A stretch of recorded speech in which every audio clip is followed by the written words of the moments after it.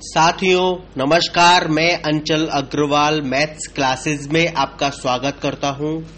हम लोग ratio proportion कर रहे हैं। उसी क्रम का यह रेशियो प्रपोर्शन का अंतिम पार्ट 9 है। अंतिम पार्ट रहेगा ये। अंतिम पार्ट कहने का सेंस ये नहीं है कि आपका इस टॉपिक से पीछा छूट जाएगा। ये टॉपिक आने वाले टॉपिक्स में आपकी मदद करेगा, तो वहां भी इसका एक तरीके से रिवीजन आपका होता रहेगा। ओके, बेसिक चीजों को लेकर हम इस टॉपिक को आज अंत करेंगे। ठीक है, कुल मिलाकर मैं इस लेक्चर में 6 क्वेश्चंस कवर करूंगा। ठीक है, और 6 क्वेश्चंस डिफरेंट तरीके के होंगे। टोटल इस चैप्टर को रिवाइज भी कर रहे होंगे, साथ में प्रीवियस ईयर्स में आए हुए पेपर्स ही होंगे। ठीक है, चलिए पहला क्वेश्चन है, यदि m का 10% n के 20% के बराबर हो। चलिए mn हटा देते हैं। p का 10% q के 20% के बराबर हो तो p रेशियो q क्या होगा। बहुत ध्यान से समझिए। आप परसेंटेज टॉपिक कर चुके हैं, इसलिए उम्मीद करता हूं कि आप इसको समझ रहे होंगे कि प्रश्न क्या कहना चाह रहा है। p का 10%, p का 10% कितना हो जाएगा, p मल्टीप्लाई 10/100। ठीक है, यानी कि p बाई 10, 10 से 100 10 टाइम्स कट जाएगा तो p बाई 10 हो जाएगा। इज इक्वल टू क्या दे रहा है, q के 20% से, तो q मल्टीप्लाई 20 डिवाइड बाई 100, 20 से 100 कटेगा 5 टाइम्स। ठीक है, तो p upon 10 is equal to q upon 5, 25 से 100 हो गया था। ठीक है, अब आप क्या कर सकते हैं, क्रॉस मल्टीप्लीकेशन कर लो, या फिर आपको क्या प्राप्त करना है वो सीधे सीधे निकाल लो। आपको p अपॉन q प्राप्त करना है। क्रॉसिंग करोगे, ठीक है, चाहे आप क्रॉस मल्टीप्लीकेशन से समझ लेते, चलिए आपने वही चीज समझी हुई है अभी तक। तो 5 का मल्टीप्लाई p में होगा, 5p is equal to 10q, 10 का मल्टीप्लाई q में होगा। p upon 10 is equal to q upon 5 था। ठीक है, तो p का मल्टीप्लाई 5 में होगा, q का मल्टीप्लाई 10 में होगा। ठीक है, अब आप क्या करोगे, ध्यान से समझिए। अब आपको q को p की तरफ ट्रांसफर करना है। ठीक है, 10q है, मल्टीप्लाई की फिगर है, दूसरी तरफ जाएगी तो डिवाइड में कन्वर्ट हो जाएगी, तो p upon q is equal to, अब 5 को दूसरी तरफ ट्रांसफर करोगे, 5 मल्टीप्लाई p है, दूसरी तरफ जाएगी डिवाइड में हो जाएगी 10 upon 5। p upon q is equal to 10 upon 5। 5 से 10 काटोगे 2 टाइम्स, 2 अपॉन 1 हो गया, तो p अपॉन q या p रेशियो q क्या हो गया, 2 रेशियो 1। क्लियर है, p का 10% q के 20% के बराबर है। p रेशियो q प्राप्त करना था, हमने p का 10% निकाल लिया तो p अपॉन 10 हो गया, और q का 20% निकाला तो q अपॉन 5 हो गया। ठीक है, फिर हमने क्रॉस मल्टीप्लाई कर लिया तो 5p बराबर 10q हो गया था। अब p अपॉन q चाहिए था, q को हमने दूसरी p की साइड में लाए तो p upon q is equal to 10 upon 5 हुआ, यानी कि 2 अपॉन 1 हो गया। क्लियर है। चलिए अगला क्वेश्चन आपका है, 6200 रुपए को, 6200 रुपए को 1/2 रेशियो 1/3 रेशियो 1/5 के रेशियो में बांटिए। 6200 यानी कि 6200 रुपए है, 1/2 रेशियो 1/3 रेशियो 1/5 के रेशियो में आपको बांटना है। आप जानते हैं इसको कैसे करना है। 2, 3, 5 का एलसीएम ले लो, कितना आएगा, 30 आ जाएगा। ठीक है, अब 30 का मल्टीप्लाई कर दो तीनों में, तो 30 अपॉन 2 15 हो गया, 30 अपॉन 3 10 हो गया, 30 अपॉन 5 6 हो गया। क्लियर है, तो 15:10:6 आ गया। हमने क्या किया, एलसीएम का मल्टीप्लाई रेशियो में कर दिया, तो 1/2 में 30 का मल्टीप्लाई करोगे 15 हो जाएगा, 1/3 में 30 का मल्टीप्लाई करोगे 10 हो जाएगा, 1/5 में 30 का मल्टीप्लाई करोगे तो आपका 6 हो जाएगा। ठीक है, जो एलसीएम आता है उसका मल्टीप्लाई कर देते हैं। रेशियो क्या बना आपका, 15 10 6। अब आपको आता है कैसे करना है, रेशियो को ऐड करो। ठीक है, रेशियो को ऐड करोगे तो कितना हो जाएगा, 15 10 25 और 6 31 31। ठीक है, इसको डिवाइड कर दो किसमें से, जो टोटल आपके अमाउंट है 6200 में आप 31 का डिवाइड कर दोगे, ठीक है, कितना आ जाएगा निकाल लीजिए, 200 आएगा। अब इस 200 को आप 15:10:6 में बांट दीजिए, मतलब मल्टीप्लाई कर दीजिए। तो 15 मल्टीप्लाई 200 करोगे तो 3000, 10 मल्टीप्लाई 200 करोगे तो 2000, 6 मल्टीप्लाई 200 करोगे तो 1200। हमने कोई स्पेशल नहीं किया है, आपको मालूम है जो संख्या प्राप्त करनी होती है उसका मल्टीप्लाई हो जाता है और रेशियो के टोटल का डिवाइड हो जाता है पूरी संख्या से, ठीक है। अगर आपको 15 वाली संख्या निकालनी है, यही पहली संख्या निकालनी है, तो 15 का मल्टीप्लाई कर दो, 15 मल्टीप्लाई 6200 डिवाइड बाई रेशियो का टोटल जो है 31, ठीक है। इस तरीके से आप जब निकालोगे तो 3000 आ जाएगा। क्लियर है? इस तरीके से निकाल लो, या फिर रेशियो का आप टोटल करके उसको डिवाइड करके जो हमने 200 निकाली, 200 का मल्टीप्लाई रेशियो की संख्याओं में कर दो, तो आपका आंसर कैसे भी आप निकाल सकते हो, ऐसे आ जाएगा, ठीक है। तो आपका क्या क्या आंसर आ गया, 3000, 2000 और 1200। सिंपल हमने क्या किया, जो 1/2, 1/3, 1/5 दे रहा था, हमने इसका एलसीएम लिया और एलसीएम की संख्या का मल्टीप्लाई कर दिया, ठीक है। हमने एलसीएम क्यों लिया, क्योंकि 1/2 P/Q के फॉर्म में आपके रेशियो दे रखे थे, तो हमने इसको नेचुरल नंबर्स में कन्वर्ट करने के लिए ये काम किया है, ठीक है।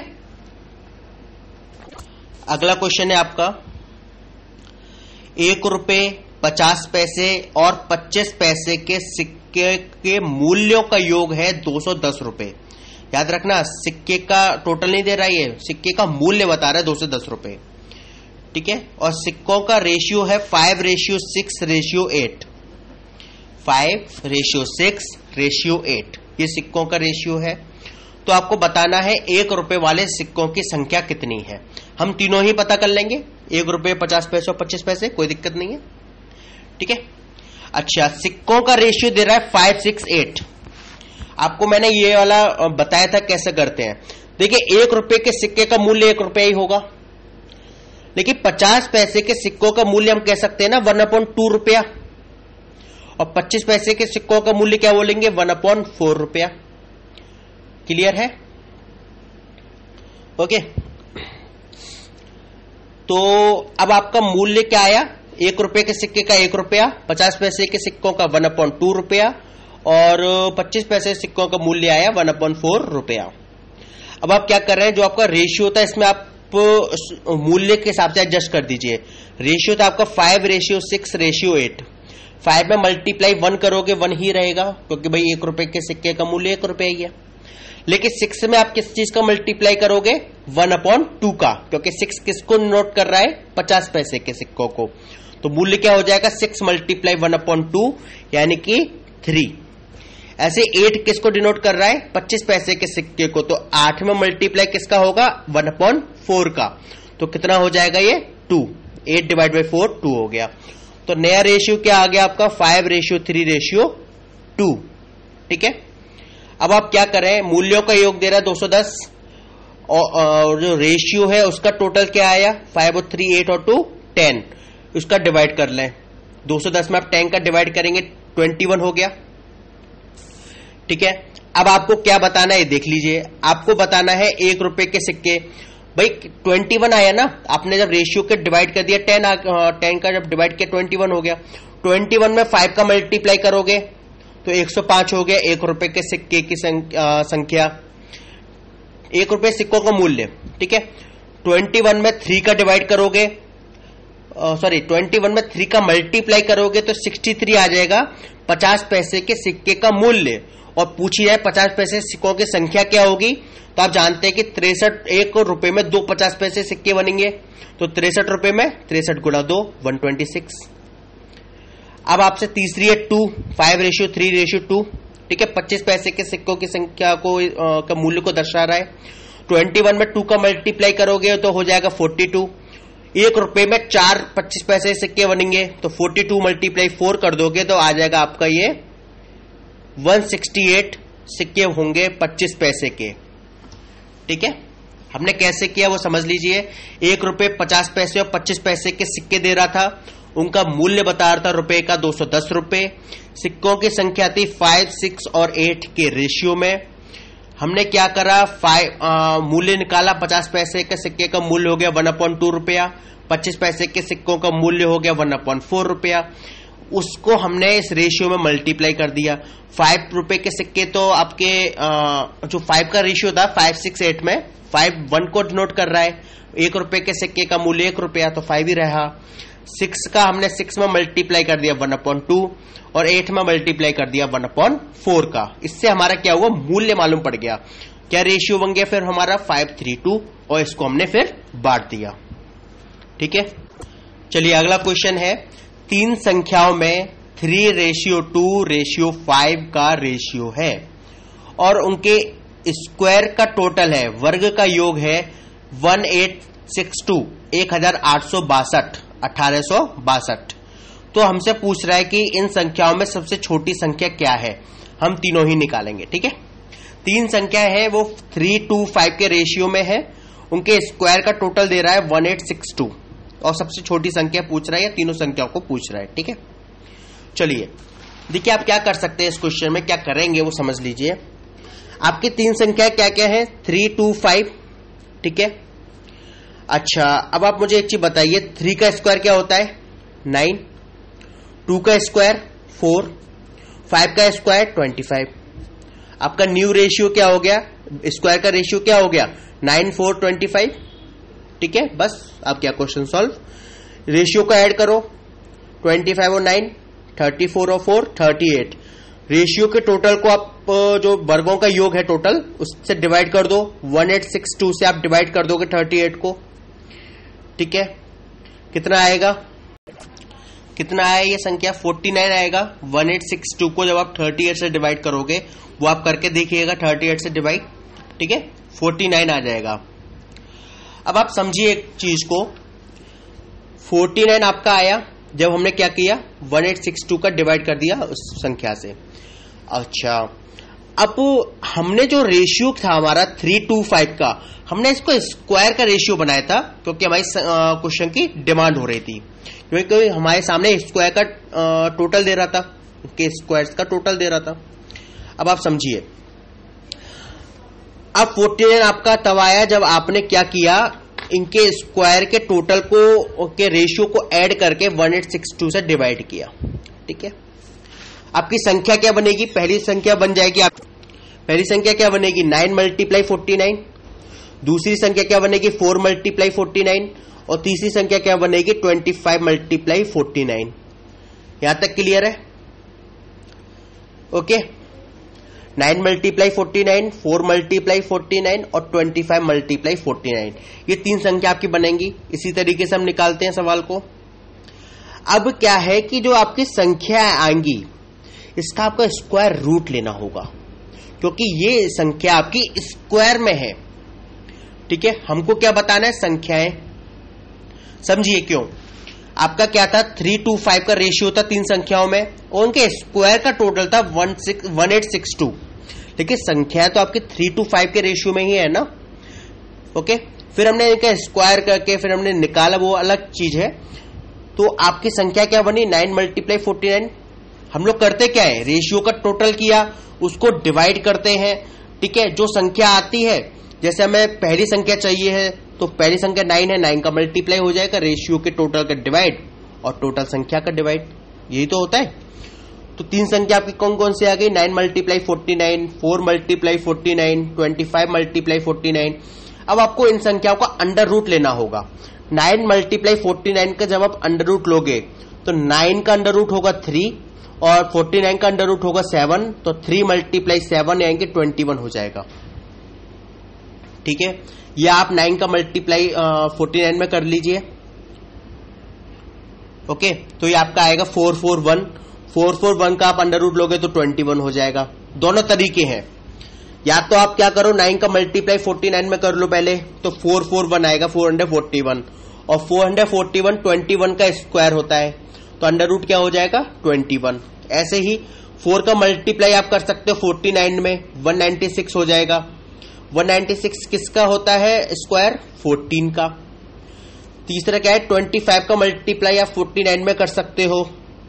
ओके, और दूसरा तरीका क्या है कि आप 25 का अंडर रूट लो 5 आ जाएगा, 49 का अंडर रूट लोगे 7 आ जाएगा, 5 मल्टीप्लाई 7 35 आपका टोटल आ जाएगी संख्या। तो इस तरीके से आपके 3 संख्या कितनी कितनी आ गई, 21, 14 और 35। क्लियर है।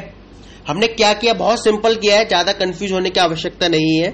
3 संख्या थी 3 to 5 के रेशियो में, उनके स्क्वायर का टोटल दे रहा था 1862। हमने क्या किया, तीनों संख्याओं का स्क्वायर कर दिया और उनका रेशियो निकाल दिया। 3 to 5 का हमने स्क्वायर किया 9, 4 और 25। ठीक है, इनके स्क्वायर का रेशियो था, उनको हमने ऐड कर दिया कि 9, 4, 25 को ऐड कर दिया, 38 हो गया था। 1862 में से डिवाइड किया 38 को, 49 आ गया। ओके, अब आप यहां पे ये भी कर सकते थे, यहां अगर आपको शॉर्ट करना था क्वेश्चन को तो ये कर सकते थे।